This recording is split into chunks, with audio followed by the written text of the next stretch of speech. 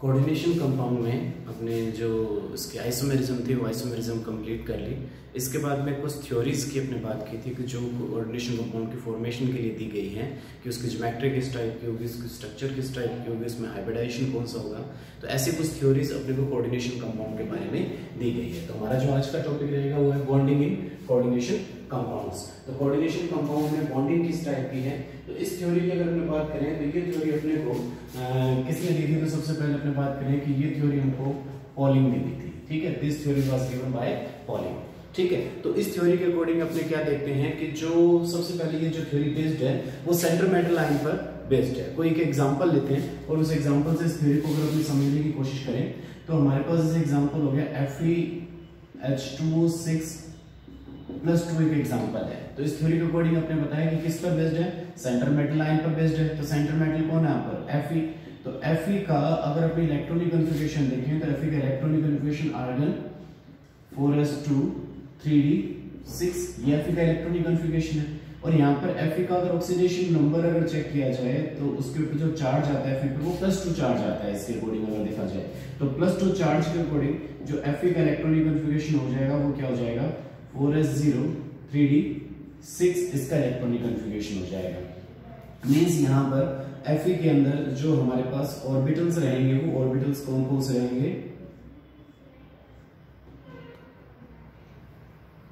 तो ये 5 ऑर्बिटल अपने बना दिए 3d के, ये अपने पास 4s, ये 4p और इसके बाद में अपने पास ये आ जाता है 4d।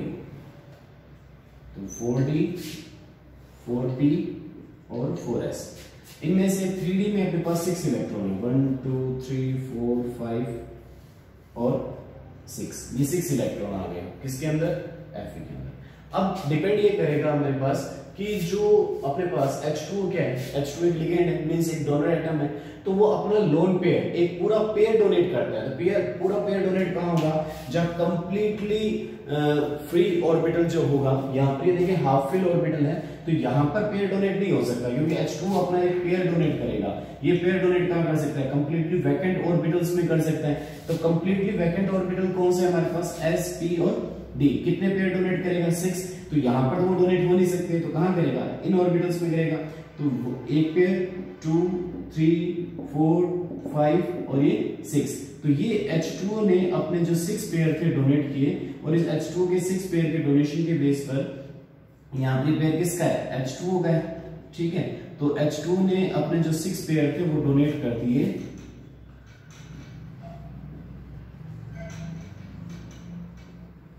कौन कौन से ऑर्बिटल्स में डोनेट किए, तो आपने देखा 4s में, p में और d में। इट मींस यहां पर इसका जो हाइब्रिडाइजेशन हुआ वो हाइब्रिडाइजेशन कौन सा हो गया, sp3d2 हाइब्रिडाइजेशन हो गया किसके अंदर, FeH2O6 + 2 में। क्योंकि इसका जो कोऑर्डिनेशन नंबर हमारे पास इस कंपाउंड का 6 है, तो कोऑर्डिनेशन नंबर 6 है, दैट मींस 6 हाइब्रिड ऑर्बिटल की फॉर्मेशन करेंगे। तो 6 हाइब्रिड ऑर्बिटल कौन से बन गए, यहाँ पर sp3d2 हाइब्रिड ऑर्बिटल की फॉर्मेशन अपने पास यहाँ पर हो गई। तो इसका मतलब यहाँ पर FeH2O6 + 2 में जो हाइब्रिडाइजेशन अपने चेक किया वो हाइब्रिडाइजेशन कौन सा हुआ हमारे पास, sp3d2। और जब sp3d2 हाइब्रिडाइजेशन जब होता है तो स्ट्रक्चर अपने को पता है इसकी कैसी होती है, इस कंपाउंड की ऑक्टाहेड्रल स्ट्रक्चर की फॉर्मेशन ये करता है। ठीक है, तो ऑक्टाहेड्रल स्ट्रक्चर की अगर अपने बात करें तो यहाँ पर जो सेंट्रल मेटल लाइन अपने पास कौन सा है, Fe अपने पास सेंट्रल मेटल लाइन है। तो Fe की सेंट्रल मेटल लाइन होने की वजह से इसकी जो स्ट्रक्चर बन रही है हमारे पास वो हमारे पास ऑक्टाहेड्रल स्ट्रक्चर की फॉर्मेशन ये कर रहा है। तो ये इसकी ऑक्टाहेड्रल स्ट्रक्चर हो गई।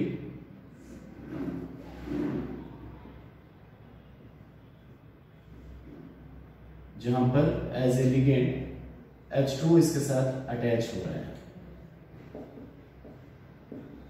और इस कॉम्प्लेक्स पर जो चार्ज है वो कितना है, +2 चार्ज है। तो यहाँ पर इसकी जो पॉलीहेड्रन जो स्ट्रक्चर की बात करें वो हमारे पास कैसी बन रही है, इसकी ऑक्टाहेड्रल स्ट्रक्चर की फॉर्मेशन इसने कर दी हमारे पास। ठीक है, अब इसके बाद में बात करें कि इसकी दो नेचर अपने देखेंगे इसके अंदर। इसकी ज्योमेट्री अपने बताई कि ज्योमेट्री इसकी ऑक्टाहेड्रल टाइप की ज्योमेट्री होगी, इसके अंदर हाइब्रिडाइजेशन अपने बता दिया इसका। sp3 ड्यू टू हाइब्रिडाइजेशन हो गया। कोऑर्डिनेशन नंबर इसका कौन सा है 6 है। इस हाइब्रिडाइजेशन में कौन कौन से ऑर्बिटल पार्टिसिपेट कर रहे हैं तो ये भी बता सकते हैं। तो यहाँ पर इस हाइब्रिडाइजेशन में sp3d2 हाइब्रिडाइजेशन में हमारे पास 4s 4p और 4d ऑर्बिटल पार्टिसिपेट कर रहे हैं। 1 4s ऑर्बिटल, 3 4p ऑर्बिटल और 2 4d ऑर्बिटल पार्टिसिपेट कर रहे हैं। तो इस पार्टिसिपेशन से अपने ये सारा बता दिया। इसके बाद में अपने इसमें बता सकते हैं कि जो हमारे पास जो कॉम्प्लेक्स है, इस कॉम्प्लेक्स की अगर अपने अनपेयर्ड इलेक्ट्रॉन इसके अंदर प्रेजेंट है तो अनपेयर्ड इलेक्ट्रॉन प्रेजेंट होने की वजह से अपने बता सकते हैं कि ये कंपाउंड पैरामैग्नेटिक होगा या डायमैग्नेटिक जो करैक्टर शो करेगा। तो इसके बेस पर अपने बताएं कि इसमें अनपेयर्ड इलेक्ट्रॉन प्रेजेंट है तो अपने कह सकते हैं due to presence of unpaired electron these compounds are paramagnetic. तो ये कंपाउंड कैसा हो जाएगा हमारे पास पैरा मैग्नेटिक नेचर शो करेगा। क्यों नेचर शो करेगा? क्योंकि इसमें देख सकते हैं कितने अनपेयर्ड इलेक्ट्रॉन है 4 अनपेयर्ड इलेक्ट्रॉन है। तो 4 अनपेयर्ड इलेक्ट्रॉन होने की वजह से इसकी जो नेचर हो जाएगी वो नेचर कैसी हो जाएगी हमारे पास पैरामैग्नेटिक नेचर ये शो करेगा। तो किसी भी कंपाउंड के लिए अपने पास इस टाइप से इसकी जो थ्योरी है इस थ्योरी पर बेस्ड अपने यहाँ पर ये बता सकते हैं। इसके बाद में यहाँ पर जो मेन बात ये आ रही है कि जो कंपाउंड है इसकी शेप अपने बता दी किस टाइप की इसकी शेप बन रही है। फिर इसके बाद में यहाँ पर जो कॉम्प्लेक्स है वो कॉम्प्लेक्स दो टाइप के बनते हैं, इनर स्पिन कॉम्प्लेक्स और outer spin complex. Inner spin complex और आउटर स्पिन कॉम्प्लेक्स से क्या मीन है मेरा, तो मैं इसको अगर रफ करता हूं यहाँ पर तो इसको अगर मतलब को समझे कि इनर स्पिन कॉम्प्लेक्स और आउटर स्पिन कॉम्प्लेक्स।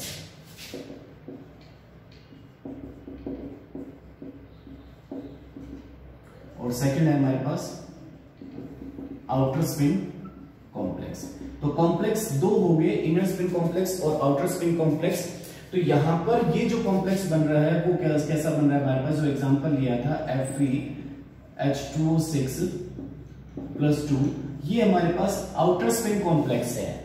ठीक है, कैसा है कॉम्प्लेक्स ये आउटर स्पिन कॉम्प्लेक्स है। आउटर स्पिन कॉम्प्लेक्स से यहां पर मतलब क्या है मेरा कि जो डिपेंड करेगा कि यहां पर जो हाइब्रिडाइजेशन हो रहा है, हाइब्रिडाइजेशन देखिए ऑक्टाहेड्रल स्ट्रक्चर दो टाइप के हाइब्रिडाइजेशन से हो सकती है। या तो हमारे पास कैसा हो कि हाइब्रिडाइजेशन हमारे पास sp3d2 हाइब्रिडाइजेशन हो तो भी स्ट्रक्चर ऑक्टाहेड्रल हो सकती है, और अगर अपने पास हाइब्रिडाइजेशन d2sp3 हाइब्रिडाइजेशन अगर आता है तो भी स्ट्रक्चर कैसी होती है हमारे पास ऑक्टाहेड्रल टाइप की हो सकती है। इन दोनों कंडीशन में स्ट्रक्चर कैसी होती है ऑक्टाहेड्रल होती है। अब डिफरेंस क्या है, sp3d2 में हमारे पास जो ऑर्बिटल पार्टिसिपेट कर रहे हैं वो कौन कौन से कर रहे हैं, तो इसके अकॉर्डिंग अपने देख सकते हैं ns np और nd ये ऑर्बिटल पार्टिसिपेट करते हैं। ठीक है, और d2sp3 में जो ऑर्बिटल पार्टिसिपेट करते हैं वो हमारे पास होता है n-1d np और ns और np। तो ये जब हमारे पास d2sp3 हाइब्रिडाइजेशन होता है तो उसमें n-1d ns और np ऑर्बिटल पार्टिसिपेट करते हैं, और जब sp3d2 हाइब्रिडाइजेशन होता है तब ऑर्बिटल कौन से पार्टिसिपेट करते हैं ns np और nd ऑर्बिटल पार्टिसिपेट करते हैं। तो जब हमारे पास यहां पर जो हमारे पास मेन जो नंबर चल रहा है, जो हमारे पास प्रिंसिपल क्वांटम नंबर है, प्रिंसिपल क्वांटम नंबर तो कौन सी होगी n होगी, तो उससे एक कम d जो है वो एक कम का चल रहा है। इट मींस ये इससे जब इस टाइप का इलेक्ट्रॉनिक कॉन्फ़िगरेशन किसी कॉम्प्लेक्स में बनता है तो वो कॉम्प्लेक्स कैसा होता है हमारे पास इनर स्पिन कॉम्प्लेक्स होता है, और जब हाइब्रिडाइजेशन ये वाला होता है तब कॉम्प्लेक्स कैसा बनता है आउटर स्पिन कॉम्प्लेक्स की फॉर्मेशन होती है। ठीक है, तो जब अगर जो ऑर्बिटल पार्टिसिपेट इस टाइप के ऑर्बिटल अगर पार्टिसिपेट करते हैं तो कॉम्प्लेक्स कैसा बनेगा इनर स्पिन कॉम्प्लेक्स बनेगा, और इस टाइप के ऑर्बिटल अगर पार्टिसिपेट करते हैं तो कैसा बनता है आउटर स्पिन कॉम्प्लेक्स की फॉर्मेशन होती है। तो यहां पर अगर अपने देख सकते हैं कि जो हमने जो एग्जांपल लिया था Fe(H2O6+2) में, इसमें ऑर्बिटल कौन से पार्टिसिपेट कर रहे थे 4s 4p और 4d ऑर्बिटल पार्टिसिपेट कर रहे थे, जो किसके अकॉर्डिंग है ns np और nd के अकॉर्डिंग है। तो इट मींस यहां पर इसका जो हाइब्रिडाइजेशन होगा वो कौन सा हो जाएगा, या जो कॉम्प्लेक्स बनेगा वो कॉम्प्लेक्स कैसा बन जाएगा हमारे पास आपने पहले इसको गलत बता दिया था, इनर स्पिन कॉम्प्लेक्स इसको बता दिया था, तो ये इनर स्पिन नहीं है, सॉरी, ये जो कॉम्प्लेक्स होगा वो कैसा होगा, आउटर स्पिन कॉम्प्लेक्स होगा। इसके अकॉर्डिंग जो कॉम्प्लेक्स होगा वो क्या होगा, आउटर स्पिन। पहले मैंने इसको इनर स्पिन कॉम्प्लेक्स बता दिया था, तो मिस्टेक हो गई। यहाँ पर जो कॉम्प्लेक्स बन रहा है वो आउटर स्पिन कॉम्प्लेक्स की फॉर्मेशन हो रही है, क्योंकि NS NP और ND ऑर्बिटल इसमें क्या कर रहे हैं, पार्टिसिपेट कर रहे हैं। ठीक है, तो इस एग्जांपल से अपने इसमें बता सकते हैं कि कोई भी पर्टिकुलर एग्जांपल दे, उसमें हाइब्रिडाइजेशन दे सकते हैं, उसकी मैग्नेटिक प्रॉपर्टी दे सकते हैं, उसकी ज्योमेट्री के बारे में बता सकते हैं, और एग्जांपल लें उसको अगर अपने क्लियर करें कि इसमें किस तरह से बाकी एग्जांपल को अपने क्लियर किया जाएगा। अब Fe पर बेस्ड मैं एक एग्जांपल और लेता हूं। Fe पर बेस्ड में एग्जांपल जो यहां पर ले रहा हूं वो मेरे पास एग्जांपल है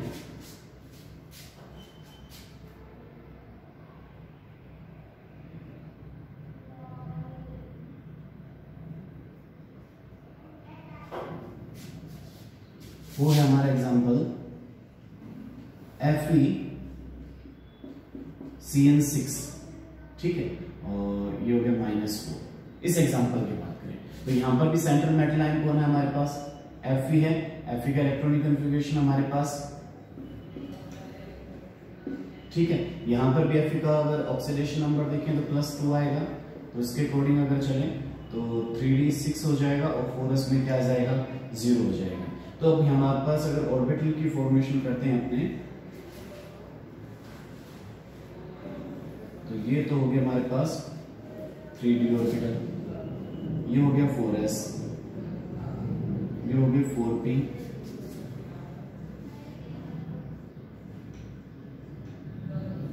और ये हो गया 4d। तो 4d, 4p और 4s। यहां पर 3d में 6 इलेक्ट्रॉन है, 1 2 3 4 5 और ये 6 इलेक्ट्रॉन प्रेजेंट है, ठीक है। लेकिन यहां पर लिगेंड में चेंज आ गया, तो लिगेंड में चेंज आने की वजह से ये ध्यान रखना है। वैसे तो ये जो थ्योरी है, पोलिंग की थ्योरी है, ये लिगेंड पर बेस्ड नहीं है। जो नेक्स्ट थ्योरी होगी CFT, वो लिगेंड पर बेस्ड थ्योरी है। तो यहाँ पर मैं आपको 4 लिगेंड बताता हूँ। वो लिगेंड हमारे पास कौन सा है, एक तो हमारे पास साइनाइड लिगेंड है, एक हमारे पास NS3 है, CO है, ठीक है, ये लिगेंड हो गए। और इसके अलावा हमारे पास एक लिगेंड आ जाता है NO2 लिगेंड। तो अगर ये लिगेंड आते हैं तो इन लिगेंड की प्रेजेंस से क्या होगा कि जो हमारे पास d ऑर्बिटल में जो इलेक्ट्रॉन जो प्रेजेंट है, कैसे इलेक्ट्रॉन, अनपेड इलेक्ट्रॉन है, उन अनपेड इलेक्ट्रॉन को ये जो लिगेंड पेयर लिगेंड में कन्वर्ट कर देते हैं। अब अनपेड इलेक्ट्रॉन को ये पेड इलेक्ट्रॉन में कन्वर्ट क्यों करते हैं, इसका जो रीजन है वो अपने यहाँ VBT में न देकर अपने CFT थ्योरी के अंदर इसको क्लियर करेंगे कि ऐसा क्यों होता है। इसके रीजन को अपने यहाँ पर क्लियर नहीं किया जा सकता। तो इसके रीजन को क्लियर करने के लिए अपने जब CFT के अंदर जो इन लिगेंड के बारे में बात करेंगे तब ये चीज क्लियर हो पाएगी कि हमारे पास इन लिगेंड ने ऐसा क्यों किया। अभी अपने सिंपल यहाँ पर ये इतना लेकर चलेंगे कि इस लिगेंड से जो क्या होगा कि इलेक्ट्रॉनों की जो अनपेड इलेक्ट्रॉन है वो अनपेड इलेक्ट्रॉन पेयर्ड हो जाएंगे। तो अपने यहाँ पर कह सकते हैं due to presence of CN ligand, ठीक है। तो CN लिगेंड की प्रेजेंस से क्या होगा कि यहां पर जो अपने पास D में जो अनपेड इलेक्ट्रॉन थे वो इलेक्ट्रॉन किसमें कन्वर्ट हो जाएंगे, पेड इलेक्ट्रॉन में कन्वर्ट हो जाएंगे।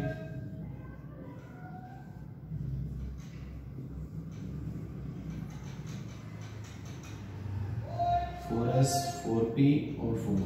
तो अब जैसे पेड इलेक्ट्रॉन में कन्वर्ट हो गए, जो यहाँ पर CN का जो डोनर एटम की तरह से बिहेव कर रहा है, एज ए लिगेंड बिहेव कर रहा है, तो ये अपना जो इलेक्ट्रॉन पेयर है वो डोनेट करेगा किसको।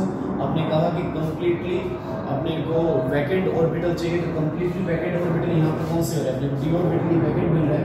तो 1 2 3 4 5 और ये 6। तो अब अपने पास जो d ऑर्बिटल जो पार्टिसिपेट कर रहे हैं किसकी वजह से, साइनाइड जो हमारे पास लिगेंड है, ये साइनाइड लिगेंड की वजह से हमारे पास जो अब हाइब्रिडाइजेशन में जो ऑर्बिटल पार्टिसिपेट कर रहे हैं वो ऑर्बिटल कौन कौन से हो गए अपने पास। अब अपने पास ऑर्बिटल पार्टिसिपेट कर रहे हैं, 3d ऑर्बिटल पार्टिसिपेट कर रहा है, 4s पार्टिसिपेट कर रहा है और 4p ऑर्बिटल पार्टिसिपेट कर रहा है। तो इसके अकॉर्डिंग हमारे पास जब हाइब्रिडाइजेशन आ जाएगा, वो हाइब्रिडाइजेशन कौन सा हो जाएगा, अपने कहेंगे अब हाइब्रिडाइजेशन अपने पास D2sp3 हाइब्रिडाइजेशन है। देख सकते हैं अपने पास D2sp3 हाइब्रिडाइजेशन हो गया। ठीक है, ज्योमेट्री तो अपने पास कैसी रहेगी, ऑक्टाहेड्रल ज्योमेट्री ही रहेगी, उसमें तो कोई चेंज आएगा नहीं, तो ज्योमेट्री में किसी टाइप का चेंज नहीं है।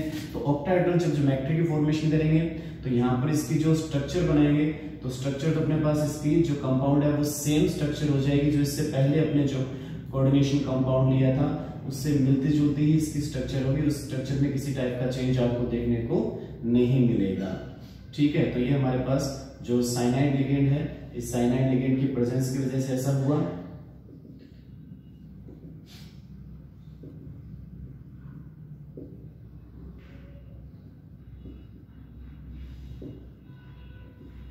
ठीक है, वो इस पर चार्ज अपने पास -4 इसके ऊपर चार्ज है कॉम्प्लेक्स के अंदर। अब अपने को नेक्स्ट जो दो चीजें इसमें क्लियर करनी है, एक तो ये जो कॉम्प्लेक्स है वो इनर स्पिन है या आउटर स्पिन है। तो अपने यहाँ पर देखना चाहते हैं कि जो ऑर्बिटल पार्टिसिपेट कौन सा कर रहा है, 3D ऑर्बिटल पार्टिसिपेट कर रहा है। तो 3D ऑर्बिटल के पार्टिसिपेशन की वजह से ये जो कॉम्प्लेक्स बन रहा है वो कैसा बन रहा है, इनर स्पिन कॉम्प्लेक्स की फॉर्मेशन ये कर रहा है। ठीक है, तो कॉम्प्लेक्स कैसा हो जाएगा, इनर स्पिन कॉम्प्लेक्स हो जाएगा। कौन सा ऑर्बिटल पार्टिसिपेट कर रहा है, 3D ऑर्बिटल के पार्टिसिपेशन दे, या आपने कह सकते हैं n-1 d ऑर्बिटल पार्टिसिपेट कर रहा है, इस वजह से जो कॉम्प्लेक्स बन रहा है वो इनर स्पिन कॉम्प्लेक्स बन रहा है। सेकंड थिंग, इसकी मैग्नेटिक प्रॉपर्टी भी अगर देख ली जाए तो यहाँ पर मैग्नेटिक प्रॉपर्टी के अंदर देख लें कि जो इलेक्ट्रॉन है वो सारे इलेक्ट्रॉन कैसे हैं, पेयर्ड इलेक्ट्रॉन है। तो पेयर्ड इलेक्ट्रॉन होने की वजह से, ठीक है, इसकी जो प्रॉपर्टी हो जाएगी वो कैसी हो जाएगी, डाया मैग्नेटिक प्रॉपर्टी ये शो करेगा। तो ये कंपाउंड कैसा हो जाएगा हमारे पास, डायामैग्नेटिक प्रॉपर्टी शो करेगा, मींस इसमें कोई भी इलेक्ट्रॉन अनपेयर्ड नहीं है। तो अनपेयर्ड इलेक्ट्रॉन न होने की वजह से ये जो कंपाउंड हो जाएगा वो कैसा हो जाएगा, हमारे पास डायामैग्नेटिक प्रॉपर्टी शो करने वाला कंपाउंड हो जाएगा।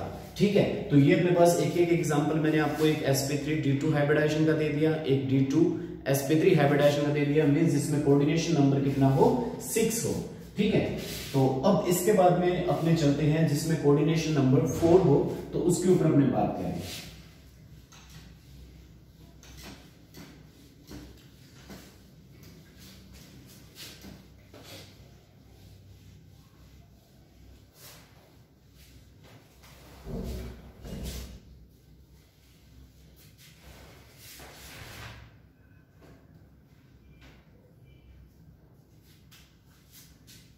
अब कोऑर्डिनेशन नंबर 4 में अपने पास एग्जांपल लिया जिसका कोऑर्डिनेशन नंबर 4 हो। कोऑर्डिनेशन नंबर जब 4 होता है तो हमारे पास जो हाइब्रिडाइजेशन है वो sp3 हाइब्रिडाइजेशन हो सकता है, और सेकंड जो हाइब्रिडाइजेशन है वो कौन सा हो सकता है, dsp2 हाइब्रिडाइजेशन हो सकता है। जब sp3 हाइब्रिडाइजेशन होता है तो स्ट्रक्चर हमारे पास टेट्राहेड्रल ज्योमेट्री बनती है, और जब dsp2 हाइब्रिडाइजेशन होता है तो हमारे पास जो ज्योमेट्री बनती है स्क्वायर प्लेनर ज्योमेट्री बनती है। ठीक है, क्लियर हो गया। कोऑर्डिनेशन नंबर 4 में, जैसे कोऑर्डिनेशन नंबर 6 में हाइब्रिडाइजेशन भले sp3 d2 हो या d2 sp3 हो, ज्योमेट्री ऑक्टाहेड्रल टाइप की ही थी, लेकिन यहां पर कोऑर्डिनेशन नंबर 4 में दो टाइप का हाइब्रिडाइजेशन हो सकता है, sp3 और dsp2।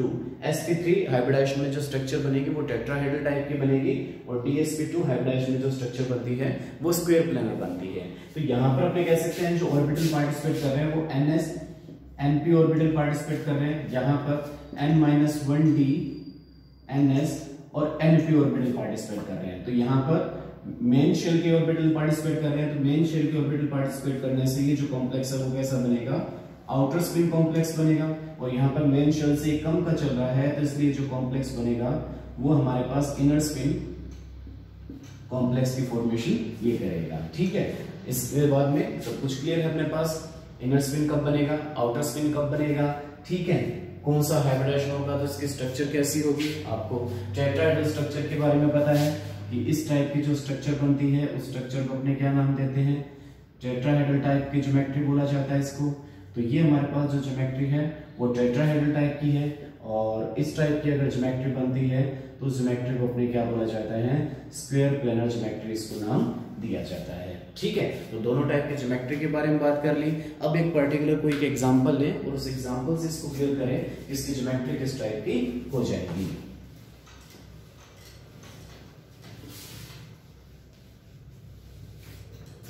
तो मैंने एक एग्जांपल लिया यहाँ पर NiCl4 -2 का एग्जांपल लिया। यहाँ पर निकल का अगर इलेक्ट्रॉनिक कॉन्फ़िगरेशन देखें तो आर्गन 4s2 3d8 इसका इलेक्ट्रॉनिक कॉन्फ़िगरेशन रहता है। यहाँ पर निकल Ni+2 फॉर्म में है तो आर्गन 3d8 4s क्या हो जाएगा, 0 हो जाएगा। तो अब अपने पास d ऑर्बिटल अपने पास बन गई है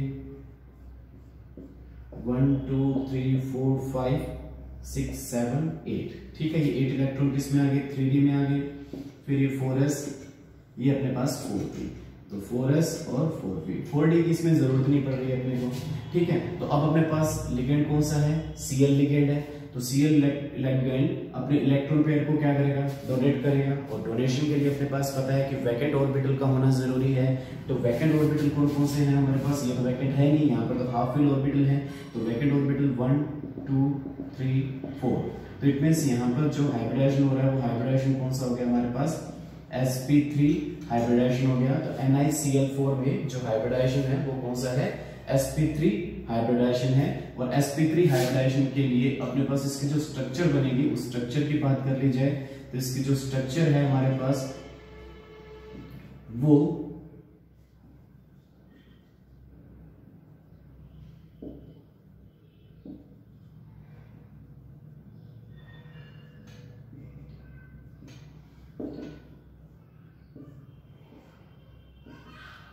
टेट्राहेड्रल स्ट्रक्चर हो जाएगी इसकी। तो इसकी स्ट्रक्चर हो गई हमारे पास टेट्राहेड्रल स्ट्रक्चर हुई। हाइब्रिडाइजेशन अपने sp3 बता दिया इसका।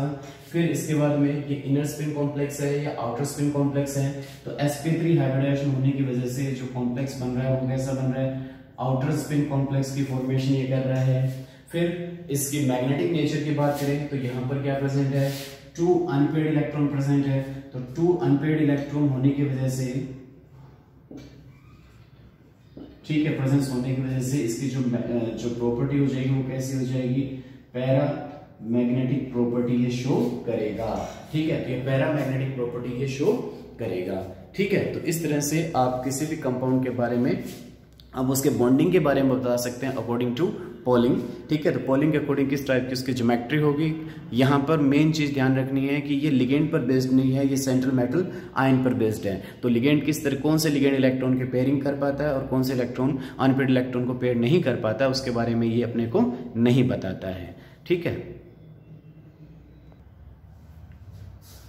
तो मैंने आपको यहाँ पर 7 एग्जाम्पल दिए हैं। उन 7 एग्जाम्पल के आप इस जो थ्योरी के अकॉर्डिंग मेरे को इसकी स्ट्रक्चर, इसकी magnetic nature, inner spin, outer spin, hybridisation, geometry, ये सारी चीजें आप उसको बिल्कुल क्लियर करके, जैसे मैंने आपको करके दिखाया वैसे आप इसको करके और मेरे को आप इसको व्हाट्सएप नंबर पर मेरे को आप इसको भेजेंगे। ठीक है, यहाँ पर ध्यान देने वाली बात है, मैंने कोई भी आपको पॉलीडेंटेड लिगेंड नहीं दिया है। सारे लिगेंड मोनोडेंटेड या यूनिडेंटेड लिगेंड ही दिए हैं, क्योंकि अपने सिलेबस में यूनिडेंटेड लिगेंड को ही रखा गया है।